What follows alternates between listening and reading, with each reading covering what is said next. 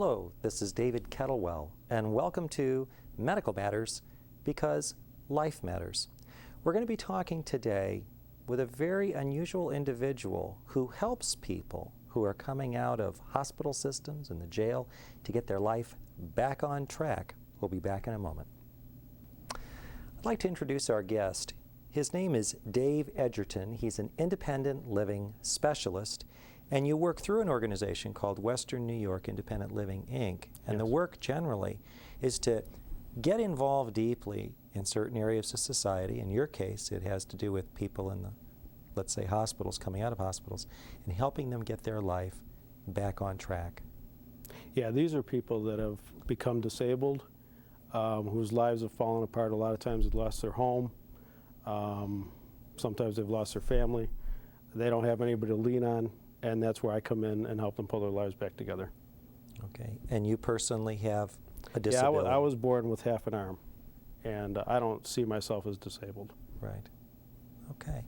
Talk with us a little bit about what kinds of challenges the people have that you help. Some of the people I deal with are paralyzed. You know, some are quadriplegics. Some have mental disorders, you know, as a result of accidents or whatever. And I help them be able to maneuver the system to get the things they need, to advocate for them if they run into any obstacles.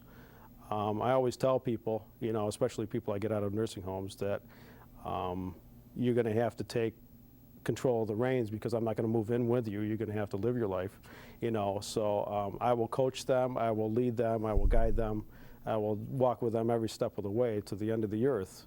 But we base what we do on the independent living philosophy, where they've got to learn to be independent. You know, that is very hard for people who have been in nursing homes for a long time, because a lot of times in their mind they become institutionalized, which means they're used to everybody doing everything for them. So a lot of what I do involves an awful lot of time with people, talking to them, finding out where they're at, helping them, you know, to realize that they can have a life again, you know, and a lot of what I do involves developing a relationship with the person. So it's, you know, it's a time-consuming thing that I absolutely love doing. It's clear that you find your work a wonderful and fulfilling experience in your life. Tell me a little bit about that. Having been born with one arm, I've never seen myself as disabled, okay? But there's a world around us where people, you know, have their own perspectives on you as a person. And, you know, I learned rather naively as I got older that, you know, there's a world out there that sees me as disabled. When I went out to look for jobs, I wasn't given a chance to even show that I could do it, even though I grew up working on farms and did everything, you know, that anybody else could do. So I think a lot of that plays into, you know, where my heart's at in helping people. Plus my mom worked in a nursing home her whole life, so I think a lot of, you know, her care for people was passed down to me too. So. How would you describe the feelings and emotions of a lot of the people that you help when you first connect with them at the beginning? A lot of the people, like, I don't keep track of my own stats, but I was told there's 161 people I've gotten out of institutions. And out of those people, I think the vast majority of them have given up hope when I first meet them.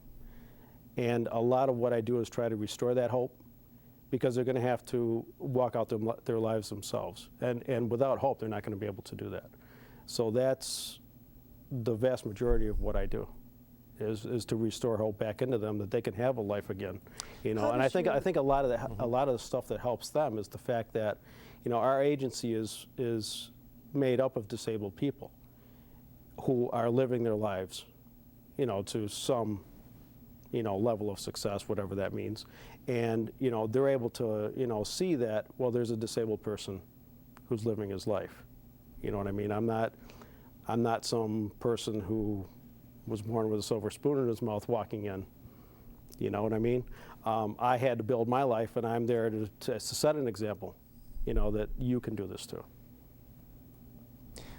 Would you say that oftentimes when you first meet individuals in the hospital who have been there for a long time and who have a disability, that they are without hope? Yeah, that's what I was saying. Yeah, a lot of times they're without hope when I first meet them. Yeah. And what kind of things do you say to them that help them to rekindle their hope? That's a hard one to answer because, it depends on where the person's at. I mean, I do the best I can to get to know who the person is, because I believe that's the only way you can really help someone is to know who they are, what their strengths and weaknesses are, where they're at, with their life, how they feel about themselves. And so that way you can help them walk through whatever they're going through. So that varies with each person. So I can't give like one answer to that because everybody's in a different place. Sure. I would imagine that because you have done the work that you've done, that your perception of disability in general probably is defined very differently than society's. As an example, you're always looking for what they can do, not defining them by what they can't. Absolutely. In fact, I don't let people tell me they can't do anything. I look for what they can do and then have them do that. Because the independent living philosophy is, and I guess I live that, and I live and breathe that. So I have a real good understanding of that because I've always been independent myself. Is whatever the person can do, they should be doing. Whatever they can't do, I will help them with. But whatever they can do, they should be doing. And because I've lived that way, I don't have a problem asking that of other people. So many Americans find it difficult to accept that the very systems that are created to support persons, such as treatment in a hospital system, right, and the different programs that exist to help people through, later on can actually contribute to the barriers that an individual looking to move forward has to overcome. How does that work? That's something a person doesn't understand unless they're trapped in an institution. Once again, I use the word trapped. That's something a person feels. If you feel trapped, you may not feel trapped even though you are. So that's based on a feeling. But once a person feels trapped in a situation like that, then they have a full understanding. I'm not putting anything down. I can only speak from my experience. But I see a lot of cases where, and I have been told this, I'm the only one that's offered them hope. Now, why is that? I don't know, Dave. You know what I mean? It's social workers, other people that deal with the people should be offering them hope. But I've had many people in like nursing homes say no one's even mentioned to me that I could have a life outside of here. People in their 20s, 30s, 40s, young people, never given that option till they met me. I don't have an answer as to why society is built that way, but I see it. Maybe part of it is that the professionals they interact with every day are taught to treat a particular symptom, and they look at things through that perspective, how to treat that symptom, which is very different from how do I get out of here and get on my own. Right, that's true. That's true. Would you say that in general, the patients that you work with have a pretty good idea that they'd like to live somewhere else than in the hospital? Yeah, I've only known, of all the people I've known, I've only known of one person that considers a nursing home his home. And if he sees this, he'll know I'm talking about him. But yeah, he considers that his home, and he considers that like his mission base to reach out to other people and help them adjust and all that kind of stuff. But everybody else I've ever met, they do not consider an institution their home at all. And with the rules that are there, from very basic things of not having alcohol in your room and things that you would have at home, it is hard to see it as your home because there's certain regulations that you wouldn't have at home that you have to follow because you don't own the building. You know what I mean?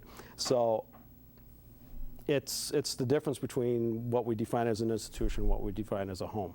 There's a very clear distinction. For more Medical Matters television shows, go online to medicalmatters.tv.